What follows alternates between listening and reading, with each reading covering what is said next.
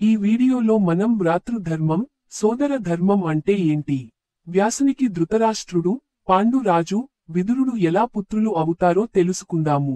Topic లోకి వెళ్లే ముందు మనం వినబోయే కథలో ఉన్న వ్యాసుడు, అతని తల్లి గురించి తెలుసుకుందాము. వ్యాసుడి తల్లి పేర్లు మత్స్యగంధి, యోజనగంధి అని, సత్యవతి అని పేర్లు ఉన్నాయి. అతని తండ్రి పరాశర మహర్షి. పరాశర మహర్షికి, సత్యవతికి వివాహం కాక ముందే వ్యాసుడు పుడతాడు. తర్వాత శంతన మహారాజుతో సత్యవతికి వివాహం అవుతుంది. శంతన మహారాజుకి ముందు భార్యతో గంగేయుడను ఇంకొక పేరు గల భీష్ముడు పుడతాడు.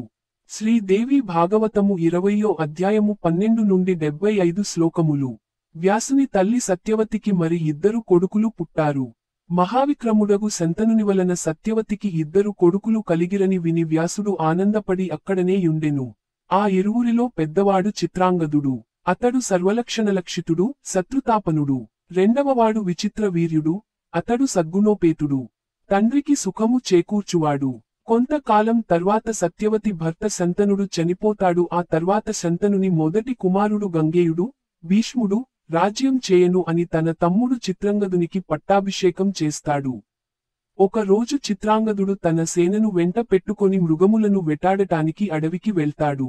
అప్పుడు దివ్యవిమానముపై చిత్రాంగదుడను, అదే పేరు గల గంధర్వుడు, వనమందు సంచరించుచూ చిత్రాంగదుని చూసి అతని దగ్గర దిగాడు. వారి ఇద్దరి మధ్య ఘోర యుద్ధము 3 సంవత్సరములు జరిగింది. అందు చిత్రాంగదరాజు చిత్రాంగద గంధర్వుని చేతిలో ఓడిపోయి వీరమరణము పొంది స్వర్గమునకు వెళ్లాడు. అది వినిన భీష్ముడు, వెంటనే అతనికై యుత్తరక్రియలు జరిపించాడు. చిత్రాంగదుని మృతికై శోకించు భీష్ముని, మంత్రులు ఓదార్చారు. తర్వాత విచిత్రవీర్యుడు రాజయ్యాడు. యౌవనములో ఉన్న విచిత్రవీర్యునికి వివాహము చేయాలని భీష్ముడు సంకల్పించాడు. కాశీ రాజు కుమార్తెలు అంబాలిక అనే ఇద్దరినీ విచిత్రవీర్యుడు పెళ్లాడాడు. కాశీరాజు కుమార్తెలు, రూపవతులు. అంబాలిక అనబడు వారలు ఇరువురు విచిత్రవీర్యుని భార్యలైరి. ఆ మహాబలుడగు విచిత్రవీర్యుడు 9 సంవత్సరాలు రాత్రి పగలు వారితో క్రీడించుచు సంసార సుఖాలను అనుభవించాడు. కాని ఒకరోజు రాజయక్ష్మరోగముతో హఠాత్తుగా మరణించాడు. సత్యవతి యొకనాడు విలపించుచు భీష్మునితో, అనగా తన భర్తకి ముందు భార్యకి పుట్టిన కొడుకు, ఒంటరిగా ఇట్లు అనెను, ఓ మహాభాగా! నీవును శంతనుని కొడుకువే గదా, కనుక రాజ్యభారము వహించుము. నీ తమ్ముని భార్యలను చేపట్టి వంశము నిలువబెట్టుము. ఆయయాతి వంశము అడుగంటకుండా చూడు. భీష్ముడు అంగీకరించలేదు. తండ్రి కోసం అలనాడు ప్రతిజ్ఞ చేశాను కనుక, రాజ్యము చెయ్యను, వివాహము చేసుకోను అని మరోసారి భీష్మించాడు. వంశం ఎలా నిలబడుతుందా అని సత్యవతికి దిగులు పట్టుకుంది. అప్పుడు గాంగేయుడామెతో నిట్లు పలికెను, ఓయమ్మా, చింతిల్లకుము. దానికి తోడు అరాజకం వచ్చిపడిందే అని మరొక భయం. అప్పుడు ధర్మశాస్త్రవేత్త భీష్ముడు ఒక సలహా చెప్పాడు. మంచి గుణాలు గల బ్రాహ్మణుణ్ణి పిలిపించి కోడలితో నియోగించమన్నాడు. ఆ పుట్టేవాడు విచిత్రవీర్యుడికి క్షేత్రజుడు అవుతాడు కనుక, కులరక్షణ కోసం ఈపాటిది తప్పుకాదన్నాడు. అప్పుడు ఆ మనుమడికి ఈ రాజ్యం అప్పగిద్దువుగాని, నేను అతడి ఆజ్ఞలు శిరసావహిస్తాను అని కూడా మాట ఇచ్చాడు. సత్యవతి తన మొదటి కుమారుడైన వ్యాసునితో, నీ మహావీర్యము వలన, విచిత్రవీర్యుని భార్యల వలన, చక్కని కుమారుల కనమని చెప్పింది.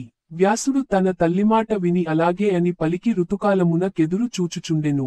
అంతా ఒకరోజు అంబిక ఋతుస్నాతయై మునివరునితో సంభోగం కోసం వెళ్ళింది.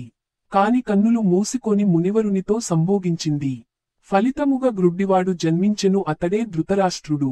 పుట్టుగ్రుడ్డియగు కుమారుడు పుట్టుట వలన సత్యవతి మిగుల దుఃఖించెను. అప్పుడామె తన రెండవ కోడలిని కూడా వ్యాసుని వలన పుత్రుని కనమని చెప్పింది. ఒక రోజు అంబాలిక కూడా ఋతుస్నాతయై వ్యాసమునితో కూడింది. ఫలితముగా ఆమె అదే పగలు గర్భము దాల్చింది. ఆ అంబాలికకు పుట్టిన బాలుడు పాండువర్ణమున నుండెను. అతను రాజుగా ఉండడానికి పనికిరాడు. కనుక సత్యవతి తన కోడలిని 1 సంవత్సరం తరువాత మరల వ్యాసుని ద్వారా ఒక పుత్రుని కనుమని ప్రోత్సహించినది. సత్యవతి మరల వ్యాసమునిని ఆహ్వానించినది.